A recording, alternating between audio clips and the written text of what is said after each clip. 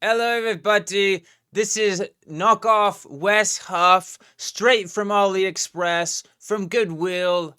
Got that Temu discount. Today we're going to be talking about how Billy Carson took off his 3-hour-long video of him just blowing up because he debated my friend, my brother, Wes Huff, and guess what? That didn't go well for him. No, it did not. Billy Carson didn't look too good. And therefore, he went on his channel and just talked about the most nonsense stuff, tried to save face as much as he could, insulted everybody, stewing everybody, trying to take everybody's money. But he's got to watch, though. He's got to watch. But that's okay. Because what we're going to do is, even though Billy Carson took it off of his channel, naturally people are going to watch it. So here we are, we got to watch it. We got to show everybody what's going on. All right. So definitely prepared for this. I am. Don't doubt me. All right. So Wes is going to offer some feedback, as so is knockoff Wes Huff. All right. Got to put this on. That's awkward. All right. By the way, we start off where he's just going all crazy. He's saying all the most nonsense stuff. Let's get into it. So all this energy that they're in their crock pot stirring up, we're going to attack Billy Carson. We must do everything we possibly can, including making fake accounts, making bots and robot accounts to comment and hate and try to thumbs down videos and attack. And so he's trying to explain what's going on, why so many people are commenting on his videos or making videos explaining what happened in the debate. And for some reason, he thinks that Wes Huff and maybe these other defendants that are organizing this crime, as he'll talk about later, that it's some type of situation where they're all getting together and attacking him. Almost like he's never been critiqued on YouTube by anyone at all. When is this? Has he ever been on YouTube or TikTok? I have no idea. But for some reason, he thinks this one's really, really special event. So this next one, this one's going to be a real fun one. Because you could tell really quickly that Billy Carson is a little bit confused on this topic.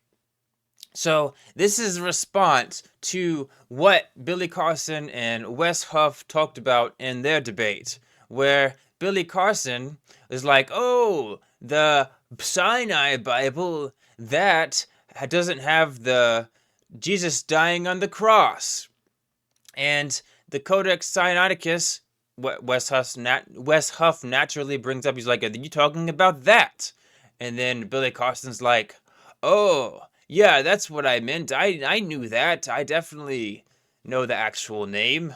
And so then of course, naturally the conversation went in the debate where Wes Huff was like, oh yeah, it's actually exactly the same as the Gospels and the Bible we have today. There's not really any major changes at all. And then here Billy Carson is trying to explain these away, but he says something that's really, really fun. Watch this. the questions that was brought up was the information about the Sinai Bible, which has a lot of differences than the King James Version of the Bible. It's also called the Codex Sinaiticus. And what I had said in a few podcasts, He called it the Codex Sinaiticus, not the Codex Sinaiticus. That's very important because if he just misspoke, certainly possible. With that being said, I'd argue maybe even unlikely, considering he calls it the Sinai Bible, which is, of course, not a word anybody uses for it, almost a made-up term. But he calls it the Sinaiticus. Why? Did he misspeak, or is it because he's just never talked to an actual scholar on this topic, and for some reason he's never said it. He's never been corrected because guess what? He doesn't ever talk to anybody. Now, the important thing for this is that he claims to be a scholar, like the most smartest person in the world on these topics, and yet doesn't know how to pronounce just really basic words for the ancient text he's talking about. This is a video of me speaking in Korean. 안녕하세요 여러분. 저는 빌리 카슨입니다. 포비든 노랫개로도 알려져 있죠. 만약 여러분이 성장 가능성이 있는 회사에 투자하고 싶다면 저희를 꼭 살펴보셔야 해요. 기억하세요.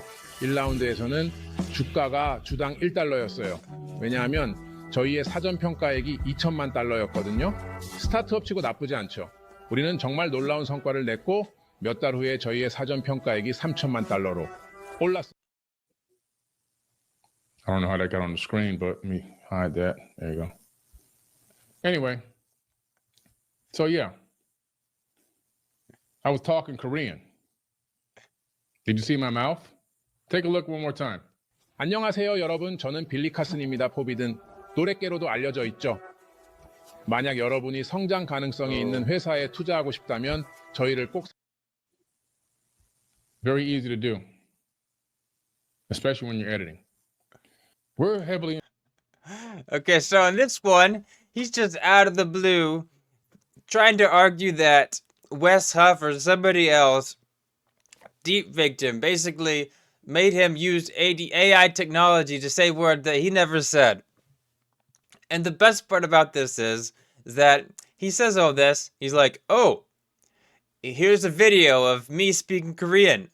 Like that somehow proves that someone else did something wrong or made a mistake or is wild. Like, he made absolutely no attempt to even show what actually he thinks somebody did. No evidence at all. It's just out of the blue. This man is just wild. Involved in a lot of research, along with sharing information with different parties, different organizations. One is the RCMP. That's the Royal Canadian Mounted Police. Through them, we were able to get connected with the VDP, the Vancouver Police Department, also the CFSEU, which they then linked us there in a conference call. So we're dealing with the Combined Forces Special Enforcement Unit. And they're involved in a lot of organized gang-related crime. The police on you in Canada? What is going on with that? Yeah, he said he notified every police department that seems to exist in Canada, apart from the police departments that actually have jurisdiction where I live. So, I mean, I guess that's one strategy, but I live in Ontario. I live in Toronto. So this is Toronto. This is on Google Maps. So, you can see where Toronto is right there. Right there, yeah, on the shore of Lake Ontario. He notified the Vancouver Police Department specifically. He made sure to say that. So the police we scroll way over here. Yeah. Way to go, Billy! You really got him. Yeah, they're on the lookout. I'm not sure they'll find me anywhere in Vancouver, but they have been notified, and it's very important that they were told. Yeah, well, actually, he started by saying that the RCMP, which is actually our feds, were notified, and the RCMP then passed them off to the Vancouver Police Department, which is, if that's the strategy of the RCMP, then, I mean, they do ride horses and wear silly red hats, but, you know, that's quite something. So one of the things that was great, show you what he said. It's just hilarious. This Billy Carson person is just so wild, so upset about his debate that he goes on YouTube, sees all these people responding to him, goes automatic victim mentality, like he's being attacked, that he's being bullied, and then for some reason calls the Canada police departments in all these random cities, and for some reason wants to make us know about that. What is this person doing in his free time? And why? And who's being harmed? It's wild. That he's going to do. This isn't the stream, but we're going to get into this and some of the claims later. But here's one thing he said in there. He wants to sue the moderator, defendant number 1. On the screen tonight, but I can't put all the text messages on the screen because a lot of it is going into evidence. Because defendant number 1 is going to be sued for $1 million. So he wants, ladies and gentlemen, he wants to sue the moderator for $1 million. He has a direct connection in some way, shape, or form to defendant number one, which we will find that out in discovery. See, the money that you thought you were making and the popularity you thought you were making is all going to be spent on attorney's fees. And I don't care if I win or lose. I just want you to spend money. Number one, we'll be talking about him. This man is just unhinged. So he's suing people and actively saying, hey, I am just doing it for the money. Does he not realize that no judge would ever accept that? Or it just doesn't make any sense to me. But the best part about this is that Wes Huff, my friend over here, my brother, he has all these people supporting him, reaching out, and he said that all these people are saying, hey, I'll give you free lawyer services. Now, ain't that special, trying to help out him, but it's just wild. So there might not be any fees. In a minute. Defendant number two, he is a person that's heavily involved in the super left NDP, and they're backed by religious zealots. A lot of them are with the University of Ontario, which we've already been in talks with the University of Ontario, and they're heavily involved in bribes for false information and doing a lot of what you would call research. Oh, it's worse than that. I'm Yeah. part of institutions that don't exist. I am part of the NDP, the National Democratic Party of Canada, which I don't know if you Google the NDP. We have three major parties in Canada: the Liberals, the Conservatives, and the NDP. It's the equivalent of going online and saying, well, they're part of, he's aligned with the Democrats, and the Democrats, oh man, they're a scary bunch. They're a bunch of leftist criminals, and it's a main party in Canada. I don't know why you would say that. I'm not sure what he Googled to find out what the NDP was, or why he's accusing me of being ultra leftist, but that's a very strange connection. Or sorry, I do go to the University of Toronto. I don't go to the University of Ontario, which he said multiple times, which doesn't exist. There is no University of Ontario. And I am not connected with any crime syndicate whatsoever. So I am connected with Apologetics Canada, which everybody can check out at apologeticscanada.org. And I am an elder at West Toronto Baptist Church. But apart from those two very reputable institutions, I am not part of any others. You can see, so I just have to say, that stream with Michael Jones, Wes Huff, and Mike Winger was by far one of the funniest videos I've seen in a long time. That was just amazing. Props to you, good sir.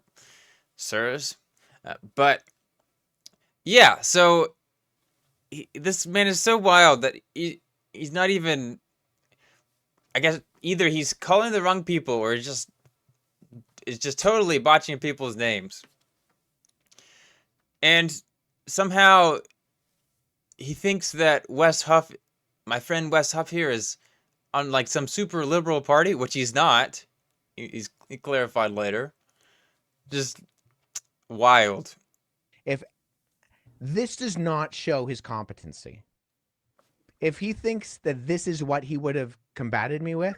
Yeah, so this is what we were talking about. So this is like Billy Carson's way of saying, like, oh, this is what I would have said in the debate if I weren't so sick. Just a reminder. So he spends like 15 minutes in that 3-hour video, Billy Carson does, talking about how he was just so diseased and just so terrible. We'll see later. He says that he almost died, and that he's trying to say that, like, oh, I was taken advantage of by the debate moderator, as if he had no forward notice or had no choice in being there. But this person said, Billy Carson's like, okay, what I'll do is I'm going to go show the facts, show how it was actually right, that what they did in the debate was not representative of my actual facts. And he goes on Google basically and looks up the differences between the King James Bible, a 17th century text that barely anybody ever uses, and then the Codex Sinaiticus, which he doesn't even read or pronounce right. And he is looking up like just the differences in the text. Like nobody know, like almost like, oh, I had no idea there was a bunch of differences in the text. But like obviously there's difference in the text because they're based on different manuscripts. But nobody bases their Bible on either the Codex Sinaiticus or the KJV. So it's like, what are you proving? Like, this doesn't prove anything. And it certainly doesn't prove the original claim, which was that he was trying to argue that Jesus never was crucified or he didn't die. Wild. So other things worth mentioning. So he mentions like, oh, there's these key passages that are taken out of the KJV, or yeah, there's key passages that are put in the KJV but that aren't in the Codex Sinaiticus. Like anybody that spent 5 minutes on the topic would know this. So he mentions Mark 16, the longer ending of Mark, John 7, which is the woman caught in adultery, and then Luke 24:51 that says, and was carried up into heaven, describing Jesus' ascension. As if there's no other texts that talk about Jesus' ascension outside of this one, Luke 24:51. And pretty much everybody that spent any time understanding text critical work would know that John 7-8, the passage about the women in adultery, and the longer ending of Mark is not in our earliest text. Everybody knows this. Like, this doesn't prove anything that he's trying to argue, which is why Wes says this. It would have just continued to show that he doesn't know what he's talking about. Because what is on the screen right now, Biblical Archaeological Review or anything other, I don't have any beefs with any of this. Right. Nor does anybody who studies any of this stuff. But he doesn't know what these terms mean. He doesn't know that approximately 14,800 differences between the Codex Sinaiticus and the KJV has nothing to do with undermining either of those documents. It's irrelevant. In fact, I could have opened, and if he had brought this up, I probably would have. Opened up codexsinaiticus.org and explained to him the differences of word order and spelling difference that probably make up 13 or 14,795 of those. Right? Like, Right. This is not an issue, but he doesn't know what he doesn't know. If he'd Googled me, he would have found blog articles where I talk about the longer ending of Mark. I have multiple videos where I explain the longer ending of Mark. So does Mike. Here's what I want to get to, because this blew my mind. This is his justification for why, because you mentioned in the debate that Karen King retracted and said, hey, this isn't real, my bad. So this is how he's going to try to justify why she did that. This blew my mind. Is it possible Karen King was explicitly pressured into stating that the gospel of Jesus' wife was likely a forgery? It's possible to consider factors that may have influenced her acknowledgement of the fragment's questionable authenticity. Scholars, especially those in high-profile positions, can face significant academic, institutional, and public scrutiny, which might feel like pressure. And it could put pressure on them to some degree. So what they're saying is, when people are doing these things, when people are, coming up with discoveries that could upturn the apple cart, it actually puts a lot of pressure on the Christian community, because they have this mainstream ideology that they don't want to bend or break because it's been in place for eons. And what kind of academic pressure can they put on you? And That's right, folks. We Christians have pressure on the academic community to only publish things that supports Christianity. They caught us. Tell that to Biblical Archaeology Review. Yeah. Dude, No tell kidding, that to right? SBL, the Society for Biblical Literature. Like, Yeah. seriously, like, It doesn't exist. The truth is, this would have been Karen King's claim to fame. This would have been her name, famous forever. She backed out and lost. Like, if she could have held her ground based on the evidence, it would have been greatly in her benefit to do it, no matter who was upset with it. That's what they are. They're pure clout chasers. Before we get onto that, I just think it's just so wild how people that are not in scholarship have this idea of just like, oh, yeah, like the Bible scholars are gonna get canceled if they promote views that aren't part of the mainstream Christianity. Almost like just completely oblivious to the thousands and thousands of articles written that contradict what Protestants, Catholics, Orthodox Christians have taught for, however long, Asherah, the documentary hypothesis, the Gospels not being historical, the Old Testament not being historical, the Exodus narratives, there's no being an Exodus, the New Testament writers basically just like making up prophecies, like endless amounts, like yes, and very conservative parts of the world and in colleges, yes, there are some people that do have pressure from Christians that don't want, these articles and things to be written, but she was not part of this group. She was definitely not. If anything, there were hundreds of people saying, please be right. Please, we would like Jesus to have a wife because that makes it so that, all these crazy stuff the Christians got it wrong.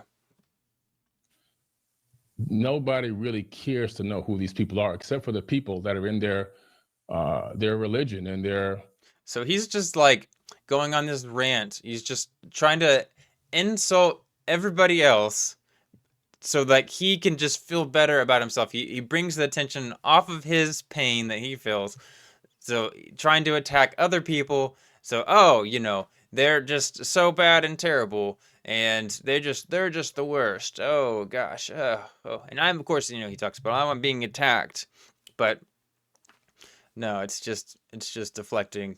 It's just him trying to make himself feel good about not being so rough. Which is not even a religion. It's more than religion. It's more like a cult.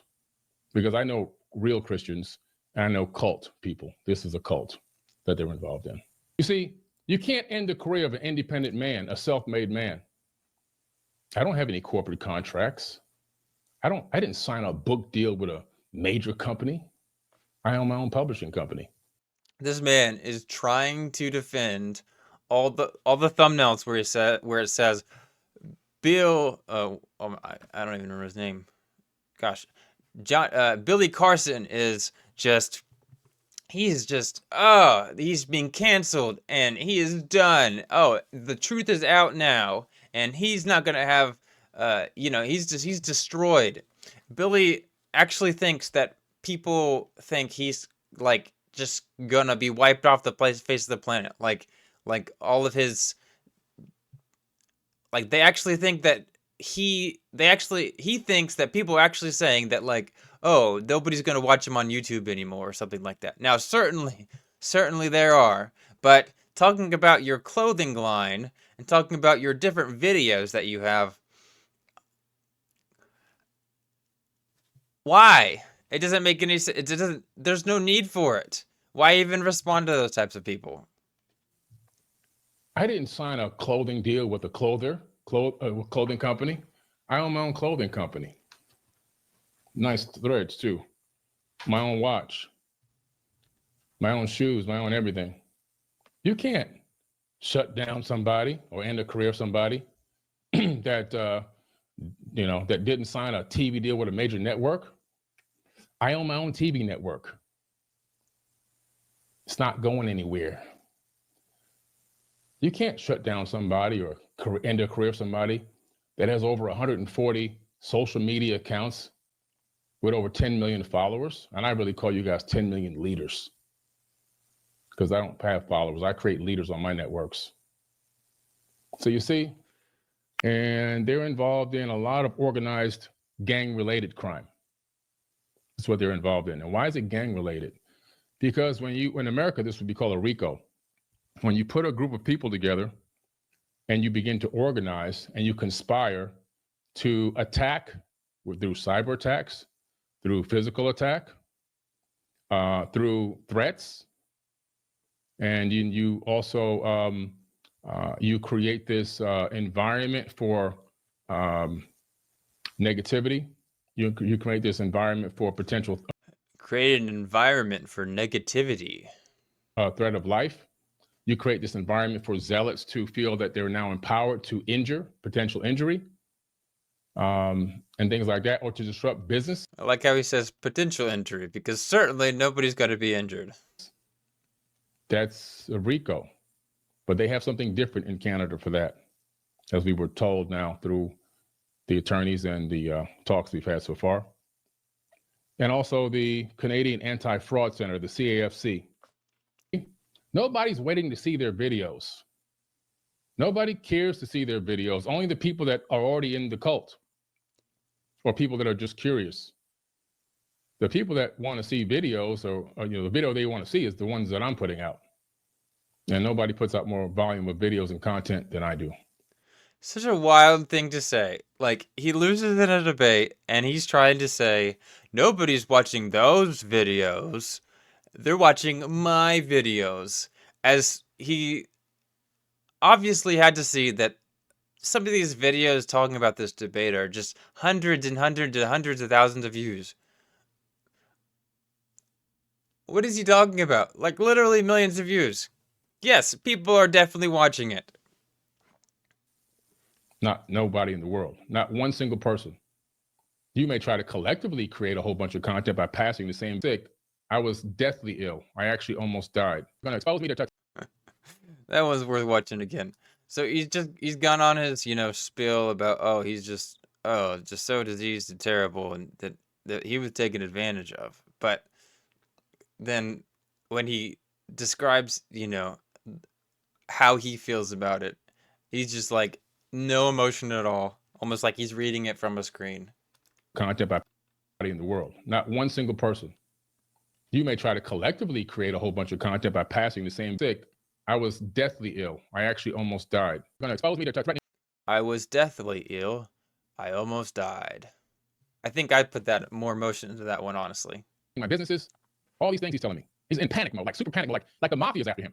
Well, they really were. But these people operate like the mafia. They're very evil people. Don't let the Christian name, Protestant, and all these different names that they got out there for these people fool you. These people are dark and they're evil and they're very manipulative and very contriving. So defending them. Very evil, contriving. This is what he sees of Wes Huff. Straight from the devil. Number two and very contriving. So defendant number two and his horde of cult people, cult followers, in some way have been attacking him. They created robots and bots to attack his comments on his posts, attack his positive posts, attack his comments from his followers, attack people on his YouTube videos, attack his live chats, just attack. Same thing they've been doing us, using real people and also using robots. Shame on you, Wes. What is going on? It's really with their own. They can build their own base of fans on their own. But since they don't really know anything, the only thing they can do is create controversy and attract people through dark energy. They're just... Imagine losing in a debate and saying, you don't know anything. You're just doing dark energy. Energy vampires. That's all they are. And so they're defendants, not people.